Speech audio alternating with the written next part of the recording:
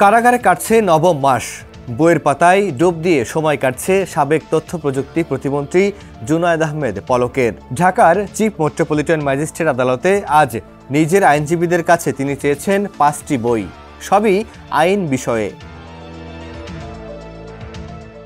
যে 5টি বই চেয়েছেন পলক তার মধ্যে রয়েছে ফৌজদারি কার্যবিধি সিআরপিসি, দেওয়ানি কার্যবিধি সিপিসি, দণ্ডবিধি, ডিজিটাল নিরাপত্তা আইনের উন্নয়নের দর্শন এবং জাতীয় সংসদে জুনায়েদ আহমেদ পলক।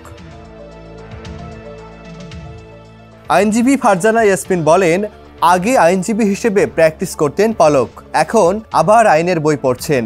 এই সময়টা যেন কাজে লাগে সেই চেষ্টাই করছেন তিনি। এদিকে কাশিমপুর হাই সিকিউরিটি কারাগারে পলক সহ 26 জন ভিআইপি বন্দী রয়েছেন। প্রথম শ্রেণীর মর্যাদাপ্রাপ্ত এসব বন্দীদের জন্য নির্ধারিত বিশেষ সুবিধা রয়েছে।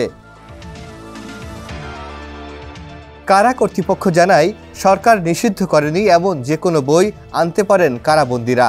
যাচাই শেষে বই তাদের কাছে পৌঁছে দেওয়া হয়। কাশিমপুর হাই সিকিউরিটি কারাগারের senior jail super Abdullah Al Mamun বলেন, আমাদের লাইব্রেরিতে 2000-এর বেশি বই আছে। প্রথম শ্রেণীর বন্দীরা বই আনতে পারেন, পত্রিকা পান। আজ আদালতে ছিলেন আরও কয়েকজন সাবেক মন্ত্রী ও নেতা। তাদের মধ্যে আনিসুল হক ও সালমান এফ রহমানও কাঠগড়ায় ছিলেন। এক পর্যায়ে আনিসুল হক খোঁজ নেন ঢাকা মহানগর দক্ষিণ আওয়ামী লীগের সাবেক সাধারণ সম্পাদক শাহে আলম মুরাদের। পলকও কিছুক্ষণ কথা বলেন মুরাদের সঙ্গে। আদালতের শুনানি শেষে আবারও হাজতখানায় নেওয়া হয় সবাইকে, আর পলক ছিলেন একেবারেই চুপচাপ।